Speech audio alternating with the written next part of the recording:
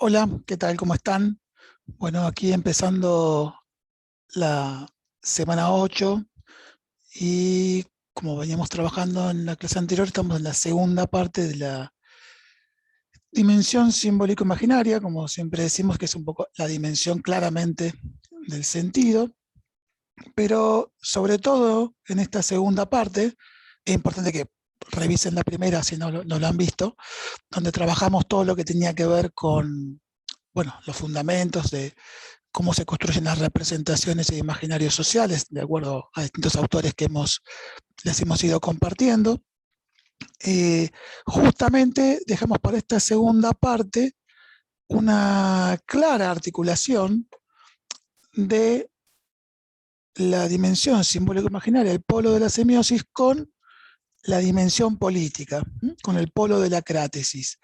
En este sentido, esta articulación retoma específicamente la dimensión política y el poder más desde la mirada sociológica tradicional del poder. Cuando decimos tradicional nos referimos a el tema de las disputas, de la lucha, de la fuerza, de la coerción, o sea, ligado a ese tipo de choques o entre grupos, individuos, grupos, colectivos o instituciones y organizaciones que responden a determinados intereses que se buscan sostener o se buscan modificar o imponer. No todo es tan claro, siempre decimos que es cuestiones complejas, ¿no? Pero los autores que vamos a trabajar, sobre todo Pierre Ansart, que retoma María José Acevedo en su texto, también un poquito desde Vasco, y en relación a Rick Marie, que es el que después vamos a ver, trabajan claramente esta relación de la cuestión del poder en relación con las imaginarios y sobre todo con lo que llamamos las producciones o formaciones imaginarias que ya traía René Caes en la clase anterior. Como todos ustedes verán entonces, a la hora de articular entonces polos de la dimensión, si nos paramos desde la perspectiva de Malfay, ¿no? A la hora de este momento heurístico, cuando uno va en la fase investigativa a una organización, es lo que tiene que ver seguramente con testimonios, discursos y prácticas vinculadas a ideologías, creencias, valores, ya también lo mencionamos antes como los mitos, utopías, eh, y también que se plasman o se ven a partir sea de la cuestión normativa, ¿no? Con el subsistema nómico, normativas, reglas, sanciones, disciplinas, eh, con todos los mecanismos que plantea la cuestión política como los control, no solo de los procesos, sino el control también de las prácticas de los sujetos. Cuando decimos control es la búsqueda, ¿no? De ese control absoluto. Esto siempre está en un ámbito de contradicciones, como los vamos a ver. Pero sobre todo ahora vamos a retomar desde las formaciones imaginarias cómo Piransart trae una perspectiva. La clase anterior veíamos cómo es teóricamente, conceptualmente concebidos los mitos, utopías, ideologías y creencias, pero entonces acá ahora vamos a darle también una perspectiva más sociohistórica, con una lectura que las complejiza un poquito más, o de alguna manera les quita cierta inocencia, ingenuidad en la construcción de sus conceptos. Pero es importante primero entender qué plantean los mitos, o sea, qué suponen los mitos o utopías para poder luego dar cuenta de cómo se manifiestan en lo concreto, sobre todo en la modernidad, ¿no? En la actual y sobre todo en las instituciones. En este sentido, sí es importante que ustedes tengan en cuenta, y acá vamos pasando, aquí tiene una fotografía de Piransart con cierta parte de su biografía, como también verán, de origen francés, y ahí también ven un poco donde desarrolló su tarea. Quiero decirles también que es importante comprender que estos trabajos de Piransart, que nosotros les compartimos, y lo que él en realidad desarrolló a lo largo de su tarea como investigador y como docente también, tiene que ver más con una mirada filosófica y sociológica a nivel amplio, ¿no? Lo que Castoriadis diría la institución de la sociedad. En realidad él está pensando más que nada en la cuestión estatal, ¿no? Estado como institución también, pero uno puede comprender que hay prácticas vinculadas a los grupos de poder y sectores de poder que también se dan al interior de las organizaciones del trabajo. Y es un poco esa línea la que tratamos de plantearle, pero siempre teniendo en cuenta que cuando él escribe, está escribiendo para grupos de poder políticos partidarios, además, ¿no? En disputa por el poder estatal, de llevar los caminos y designios y orientaciones de una nación, ¿sí? Pero en tanto instituciones, no en abstractos, sino como instituciones en las que se plasman también los estados y las distintas formas, como siempre decimos, ministerios, secretarías, pero también en los discursos y prácticas de orden ideológicos, y ahora vamos a un poquito explayarnos sobre eso. Entonces, para que, bueno, como siempre les digo, para que un poco vean mejor ahí, no voy a tapar la cámara, así puedan ir leyendo bien. Bueno, entonces, retomamos, como les decía, un poquito la perspectiva de Caer respecto a las formaciones o producciones imaginarias en las que se manifiestan los imaginarios sociales. Y entonces es importante, como les decía, acá retomar la relación con este tipo de poder, otra vez más sociológico, que es el de la lucha, los conflictos y las disputas, no solo entre individuos y grupos, sectores dentro de una organización, sino aquella que es que la fuerza, la manipulación y hasta la tergiversación de sentidos y significaciones de las prácticas profesionales, de oficios, buscan ser plasmadas por diferentes grupos de intereses en las producciones imaginarias, y así intentar redefinir o sostener o transformar en imaginarios sociales efectivos, que es un poco lo que trabajamos la semana pasada. Digamos, cuando uno habla de grupos entonces de intereses, lo que está planteando es que algunos intentarán, ahora vamos a ver cómo, sostener lo que está hasta el momento establecido, otros intentarán modificarlo, todos siempre con la idea de o sostener un imaginario efectivo o de transformar y modificarlo para crear un nuevo imaginario efectivo y hegemónico, podríamos decir, ¿no? Que sea el prioritario. Por lo cual estamos dando cuenta que está la relación conflictiva y entre grupos siempre está.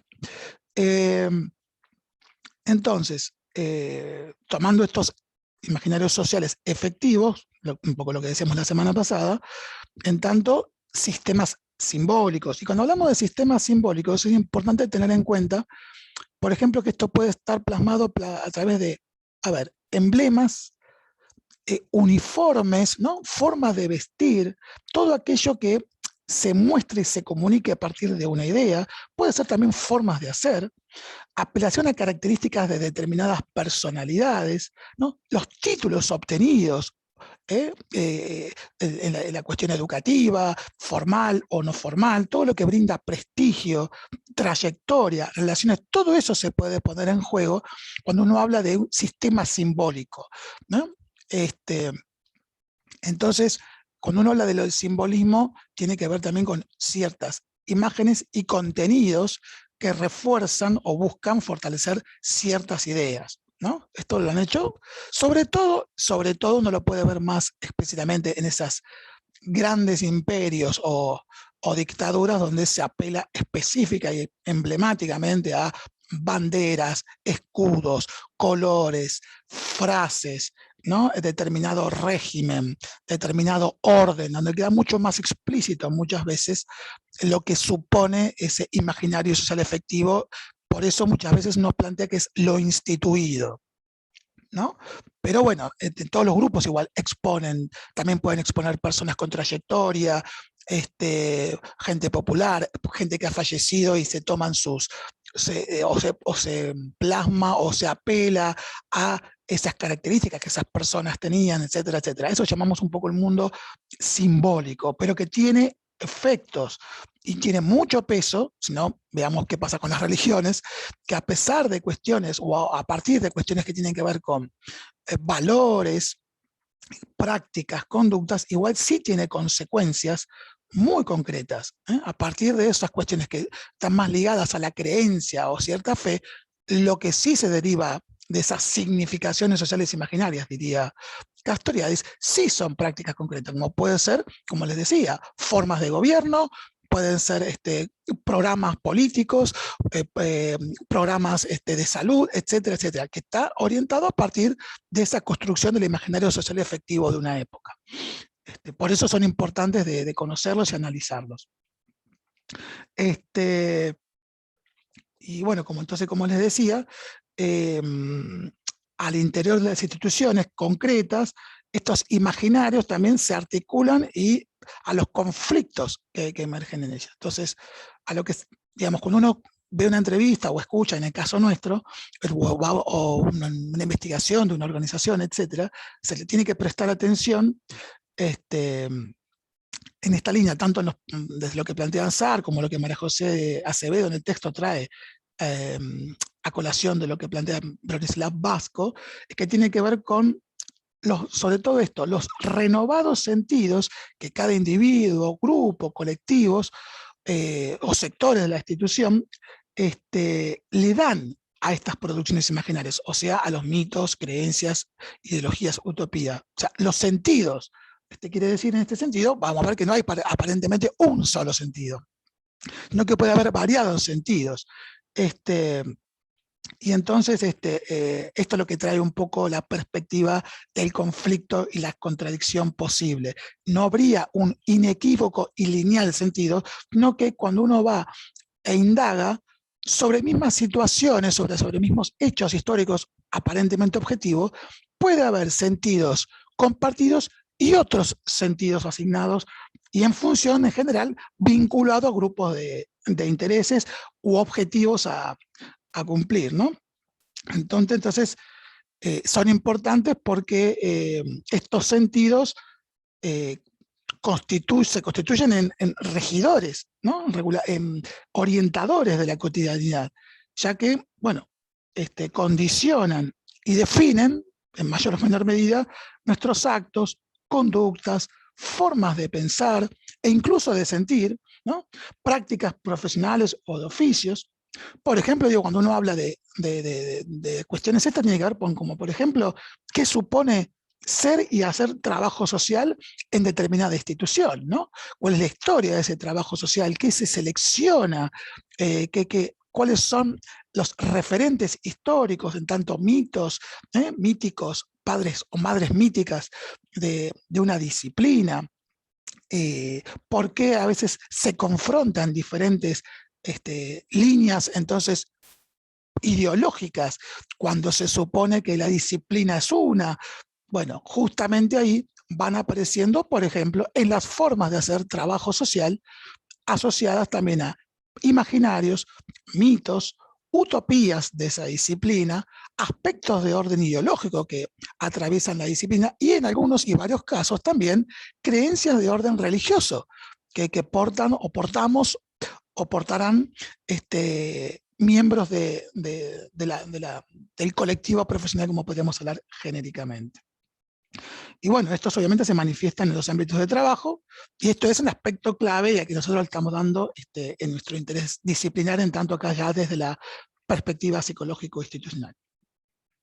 Entonces, a partir de estas miradas críticas desde lo político, como les decía, entonces ya cuestiona, ¿no?, esto de que los mitos, utopías, creencias, ideologías tienen un único e inequívoco sentido, sino entonces que deben considerarse estas producciones imaginarias como pasibles, con posibilidades de haber sufrido a lo largo de la historia modificaciones, selecciones intencionadas, ¿no? Puede ser interesadas o estratégicas, de determinados aspectos, o incluso descarte de algunos aspectos históricos en relación al sentido original de esos mitos, de esas utopías, de esas ideologías, realizando manipulaciones de sus significados en la actualidad, ¿no?, como reinterpretaciones de ese pasado, y obviamente, como les decía, en función de los intereses de cada sector.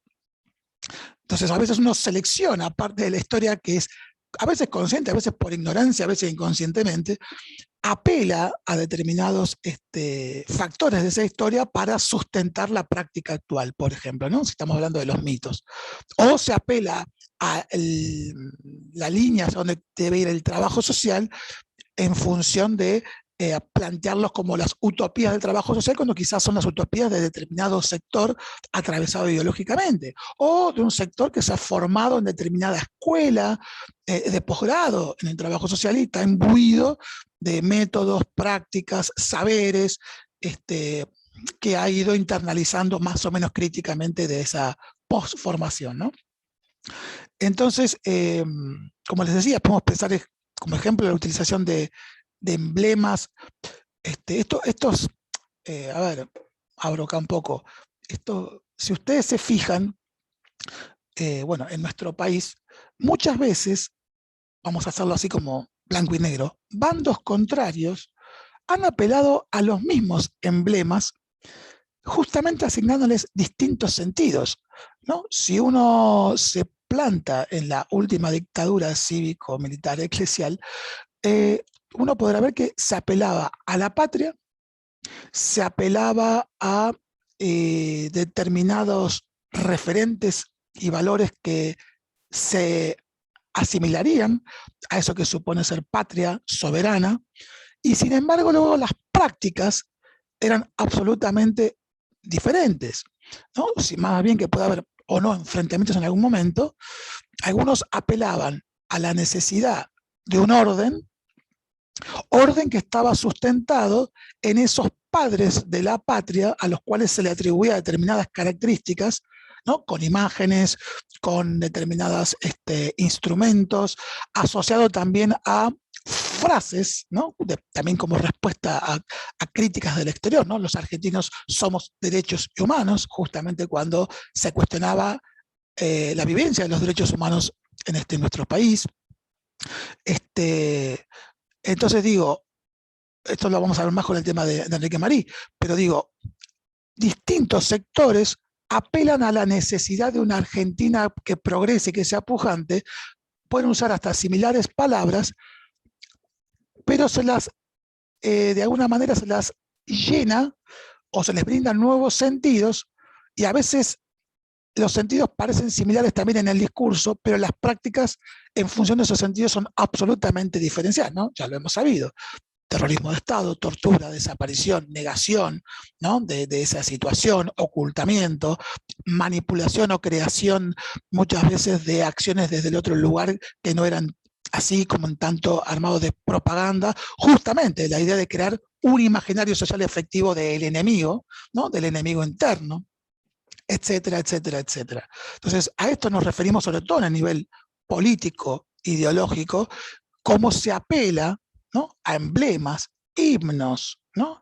Letras, discursos de esos himnos. Esto también de permitir o prohibir quiénes son los artistas, ¿no? Desde escritores, músicos, actrices, actores, por ejemplo, en el campo de lo artístico, cultural, que pueden o no seguir trabajando. Entonces, en lugar de decir que están proscriptos o prohibidos, en realidad lo que dicen que de un lado se atenta contra el real pensamiento de todos los argentinos, ¿no? A veces cada sector se atribuye la palabra o el pensamiento del conjunto, y al mismo tiempo por ahí tilda, ¿no? De equivocados a aquellos que no comparten esa perspectiva. Obviamente que a partir de ese no compartir, cada sector lleva a cabo prácticas diferenciadas. Eso lo vamos a ver también con la relación poder-imaginarios sociales, como lo plantea Marí. Hay diferentes formas también de tratar y relacionarse con lo diferente instituyente, ¿no? O con aquellos que no se acuerda. Bueno, sabemos cómo lo hizo la dictadura, todavía estamos padeciendo esas consecuencias, ¿no? Búsqueda de nietos, etcétera, etcétera, hijos y nietos. Así que, por eso les decía antes que las cuestiones pueden ser de orden simbólico, pero claramente tienen efectos muy concretos y que son duraderos en la historia. Por eso la importancia al mismo tiempo de historizar singularmente la vida institucional en la que se llevan a cabo las prácticas. Bueno, ahí corto de vuelta para que puedan ver bien. Bueno, en nuestro caso también, como les decía, ¿no? También vinculado a lo eclesial, entonces, donde, por ejemplo, acá ahora un poquito, también en el caso de uno de estos bandos, se vinculaba a ese orden, a esa cuestión normativa, a esa cuestión del buen ser humano, el buen argentino, asociado al mismo tiempo con un credo, ¿no? Vinculado a Dios, vinculado a lo que es la práctica cristiana, donde al mismo tiempo también este sector en el poder también tergiversa, manipula, resignifica lo que es ser, en este caso, católico. ¿Sí? No es que tampoco esa relación sea directa, de hecho, también sabemos que determinadas facciones dentro del clero fue también perseguido, asesinado o desaparecido. Entonces, pareciera que tampoco había una unificación o determinada gente se había desviado de lo que se suponía ser cristiano dentro de la institución católica. Pero bueno, se trata de crear un relato, como está de moda decir ahora, ¿no? Un relato, un guión, ¿sí? que busque coherencia, y después vamos a ver qué pasa con aquellos que no acatan ese guión, ¿no? Cómo son catalogados y cuál es el tratamiento que se le da a aquellos que no siguen ese guión, supuestamente que es el beneficio y el acuerdo de la mayoría y del colectivo frente a unos pocos o minorías díscolas, pero radicales y potencialmente amenazantes. ¿Sí? Bueno, retomamos entonces. Espera que me perdí, para retomar bien. Bueno, entonces, los contenidos de las formaciones imaginarias, como les decía, no están exentos, sino todo lo contrario, están absolutamente teñidos por las disputas de sentidos asignados por estos diferentes grupos de poder, como les decía recién. Entonces, por lo tanto, ya no sería, entonces, estas producciones imaginarias, un constructo del todo coherente, sino que es un reflejo de las contradicciones, de ocultamiento de rasgos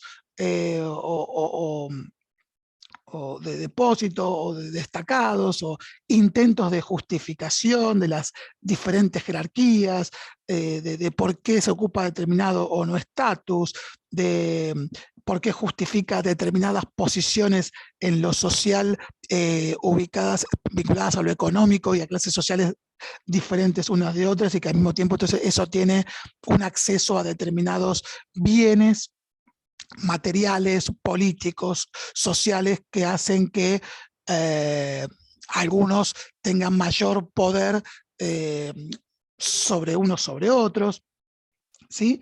Donde justamente apelando un poco a esta cuestión más desde lo mítico o sagrado, esta construcción de la realidad está destinada a ser construida por estos pocos elegidos, ¿no? Que al mismo tiempo, por eso les decía lo de la construcción, ¿no? El relato político, militar, eclesial, histórico, en tanto como si esto fuera ya un orden natural. Entonces, a todo aquel que se aparte de ese orden natural, al cual se le niega su construcción social, obviamente, es tildado como de antinatural, antinature, por lo cual es necesario o reencauzar o eliminar, ¿no? Son distintas formas de ese tratamiento que les decía recién, por lo cual entonces lo que se está negando, y un poco también lo que venimos hablando en las clases, lo que se niega es la participación de los seres humanos mismos en esa definición de esas producciones imaginarias, ¿no? Que no tienen nada de natural. En tanto son construcciones de ser humano, son construcciones de orden claramente sociohistórico-cultural. Entonces, bueno, es por eso que se busca darle un soporte justamente o estas prácticas que intentan sostenerse frente a los embates de lo nuevo, lo que intentas subvertir, ¿no? Diría Ricardo Malfé, a nivel cuando hablamos de los momentos de las estructuras libidinales, en general, quienes están en el poder buscan sostener esa cuota de poder. Por eso, en general, esas producciones imaginarias, desde los lugares de poder afianzado, intentan sostener lo instituido de cada institución. ¿Sí? Puedo decirle, manifestando que esto es un orden cuasi natural, con muchas justificaciones, ¿no? De que si yo accedí a esta educación, entonces tengo el derecho de poder definir determinadas prácticas. Al mismo tiempo, entonces se niega por qué algunos accedieron a determinado nivel de educación y otros no, etcétera, etcétera, etcétera. Entonces se le adjudica determinadas formas de ser de alguien que no tiene las condiciones para acceder a, entonces es necesario que otros, ¿no?, los lleven orientativamente por ese camino. Un poco entonces también, como decíamos antes, retomando la relación de quiénes son los conceptores de las acciones y quiénes son los meros reproductores o ejecutores, ¿no? Es un poco esto, lo tomaba la Organización Científica del Trabajo también. Ahora bien, entonces, si vamos puntualmente a las formaciones, en el caso de los mitos, y les pido ahí que revisen qué es lo que traíamos de los mitos la semana pasada, digamos, estas arbitrariedades se plasman en la repartición, entre comillas, justificada, desigual de derechos, como recién le decía, y de acceso al conocimiento basado en explicaciones devenidas de mandatos divinos, ¿no? Yo acá quiero traerles como un ejemplo de cómo a veces uno dice, bueno, pues esto es algo del pasado. Había un estudio de una antropóloga, por ejemplo, en una campiña irlandesa, donde hasta los años 70, ¿no?, de 1970 me refiero, había toda una construcción, por ejemplo, de la herencia, ¿no? Entonces, la pareja conformada que tenía a cargo una finca donde se cultivaba, regía esto de la cuestión del primogénito. El primogénito era el que iba a ser educado, el que era necesario que conformara una nueva familia y al que se le iban a brindar todos los apoyos para que se siguiera superando dentro de la campiña o fuera de ella. Y al mismo tiempo, el resto de los hijos eran ubicados en un lugar casi de denostación, de burla, y sobre todo al que se designaba, el que era necesario que sostenga a esa pareja de padres cuando sean adultos mayores, se lo ubicaba desde el lugar del sacrificio, ¿no? El que debía sacrificarse en función del sostenimiento del orden natural, incluso desde la divinidad, lo que Dios mandaba, para la continuidad del sostenimiento de la producción económica, por ejemplo. Entonces ya de entrada había roles asignados, ¿sí? Por lo cual había roles asignados para las mujeres y para los hombres, pero aparte depende de la franja etaria y la ubicación en el nacimiento en esa familia, lo cual derivaba muchas veces, en este caso puntual, de que esos hombres además iban a quedar solteros, en tanto las mujeres iban migrando de esta campiña, lo que cual al mismo tiempo traía prácticas sexuales reprimidas, una baja autoestima, y obviamente también lo que pasaba en este caso en particular, que era el lugar a nivel europeo donde más internaciones psiquiátricas había por esquizofrenia, por ejemplo. Más allá después de ver cómo el pueblo después catalogaba o no de esquizofrénico a alguien, ¿no?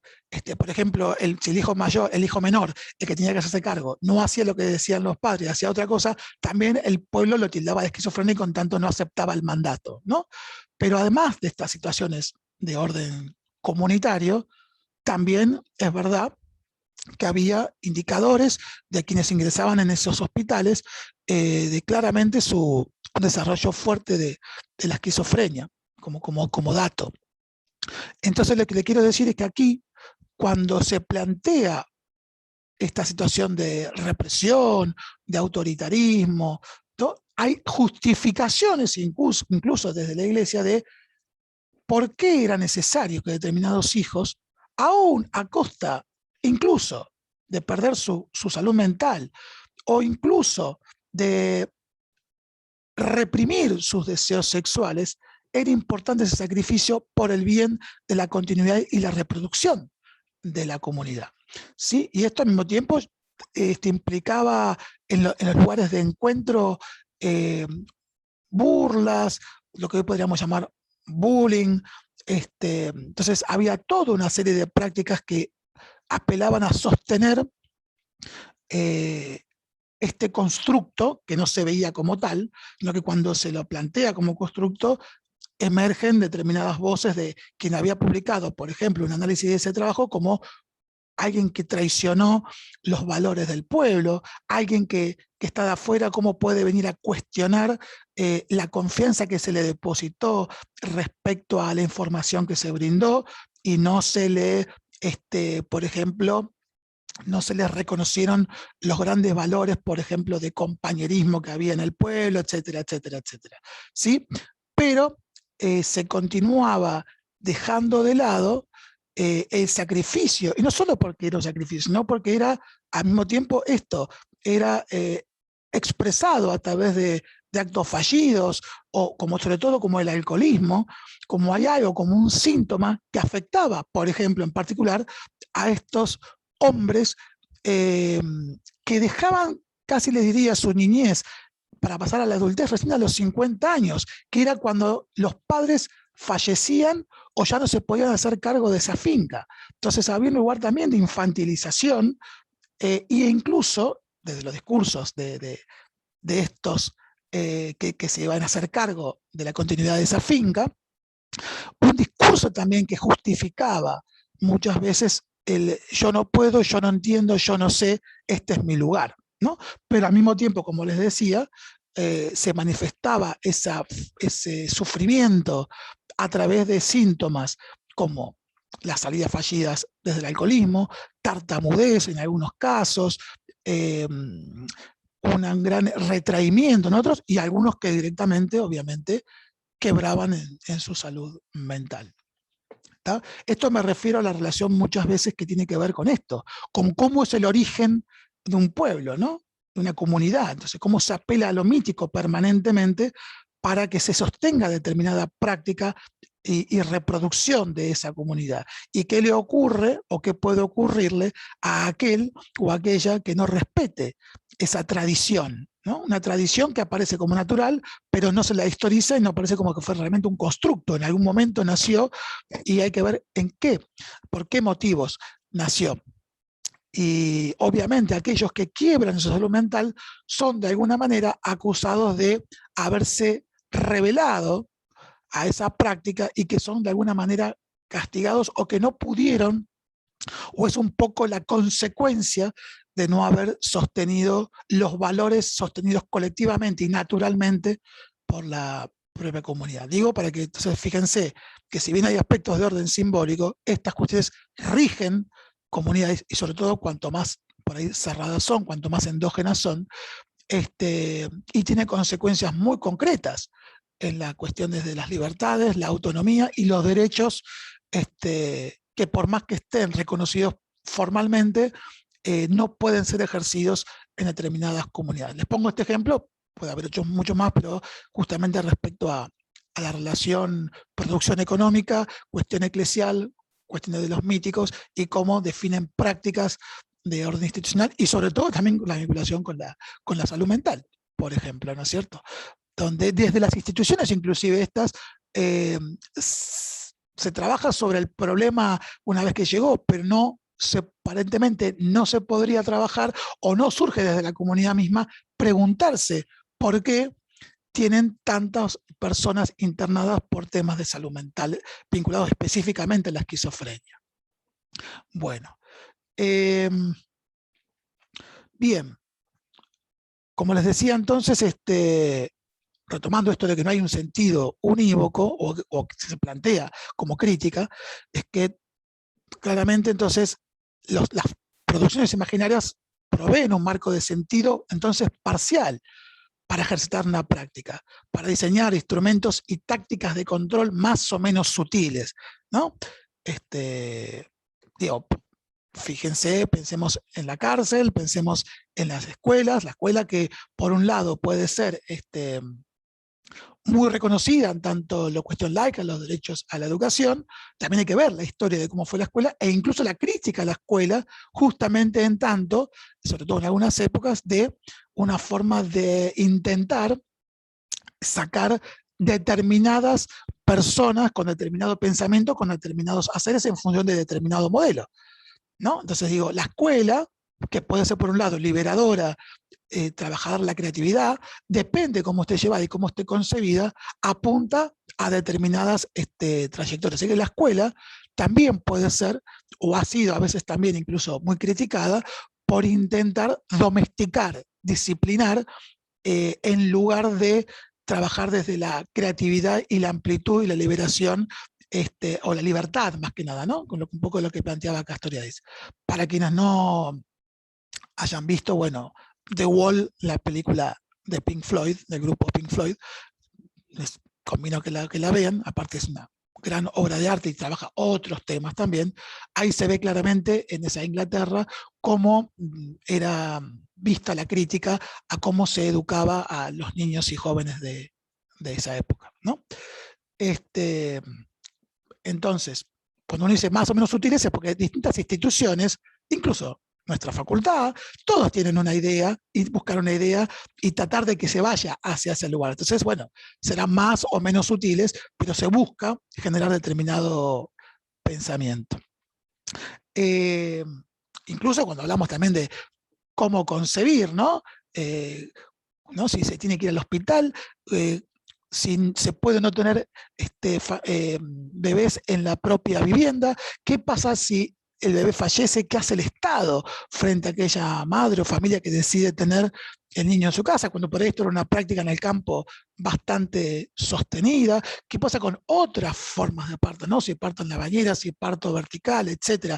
Entonces, hasta también en las formas de concebir hay una incidencia, como diría Foucault, en los cuerpos, ¿no? En las capilaridades de los cuerpos, la domesticación de los cuerpos, también son formas más o menos sutiles, dependiendo cada sociedad y en determinado momento, de intentar sostener determinadas prácticas y que si no son cumplidas, hay sanciones a veces ya legisladas y también si no, sanciones de orden social, que a veces son hasta más fuertes que las propias planteadas por la ley formal. Entonces, de alguna manera, esto de, como les decía, de los iluminados, de los que son los elegidos, ¿no? Para transmitir y plantear estas producciones, apropiarse del conocimiento y los mecanismos, ¿no? Para definir estas distintas producciones imaginarias, se transforma en un medio muy eficaz para acceder y alcanzar distintos bienes sociales, como les decía antes, ¿no? Entonces, obviamente uno podría decir que también, bueno, depende de la historia, de qué sector viene cada uno, cuáles son las distintas relaciones que va teniendo a lo largo de la vida.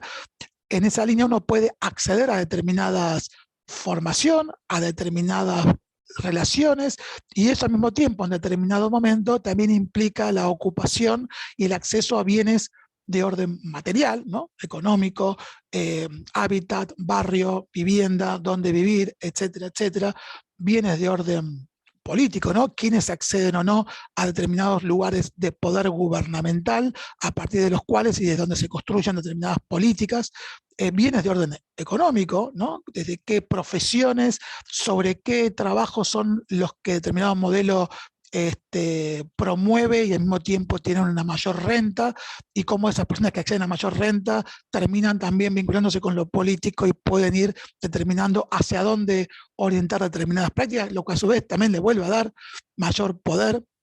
Obviamente siempre en contradicción, ese poder puede perderse, ganarse, prevalecerse, siempre también están en disputa los propios que también ocupan esos lugares de poder. Y también, bueno, también como les decía, cuestiones de orden cultural, ¿no? Esto del acceso a títulos, a posiciones y trayectorias, también brinda por ahí después determinados púlpitos o lugares desde donde clasificar la sociedad, analizarla, marcar análisis, discursos, estudios, diagnósticos, ¿no? Personas que son avaladas por títulos, nosotros, ¿no? ¿Quién tiene un título? Si tengo o no la autoridad, porque me la da determinada academia, para hablar sobre determinado tema en detrimento de otras personas que por ahí no lo tienen. Entonces, bueno, todo esto también son construcciones de orden simbólico, pero que tienen peso muy concreto y tienen muchas veces que ver con la formalización de determinadas instituciones que proveen de esos papeles legalizados, pero que al mismo tiempo tienen vinculación también con los otros bienes materiales, económicos, políticos, productivos, etcétera, etcétera. Por eso digo que es complejo, no es que es algo simple. Bien. Entonces, como les decía, esto es clave para comprender los significados y contenidos asociados, en el caso de los mitos, al origen de cada institución, los personajes involucrados. Es importante ver en las entrevistas, ¿no? Cómo se habla de cuándo se creó la institución, quiénes participaron, la institución, ¿no? En la nuestra, por ejemplo, vemos que la trabajadora social formó parte, ¿no? Entonces, cómo se describen esos momentos, cómo se detalla esa historia, qué características tiene, pero también hay otras instituciones donde ya poseen muchos años, entonces, qué fragmentos traen de lo que les dijeron, de lo que se enteraron, cómo se caracteriza a esos personajes o esas personalidades que crearon ese ámbito, ¿no? Cuáles eran los valores, cuál era el contexto en el cual se creó. Entonces, a veces hasta tiene un halo como, no digo sagrado, pero sí épico, a veces hasta cuestiones de orden heroico, ¿no? Porque el esfuerzo que supuso, contra quienes se enfrentaron para crear determinada institución, cambiar determinado paradigma. Entonces, por eso también es importante cómo, no solo cuál es la historia, sino cómo se la cuenta y cuáles son, en todo caso, de el origen de esa institución, lo que seleccionan, se oculta o se destaca o se deja en segundo plano de esos aspectos del origen de una institución. Por eso siempre, obviamente, es importante tener más de una entrevista, tener la posibilidad de acceder a las fuentes documentales para ir confrontando, como siempre les decimos, no para decir si mintió o no mintió, sino es cómo cuenta objetivamente la institución, su historia, y qué es lo que dicen quienes trabajan allí, ¿no? ¿Qué hay en común? O que inclusive qué representaciones hay en común respecto a ese origen histórico, mítico de la institución, y que, como les decía, y qué desacuerdos o no consensos hay allí. Bueno, vuelvo a ponerme aquí. ¿Qué más?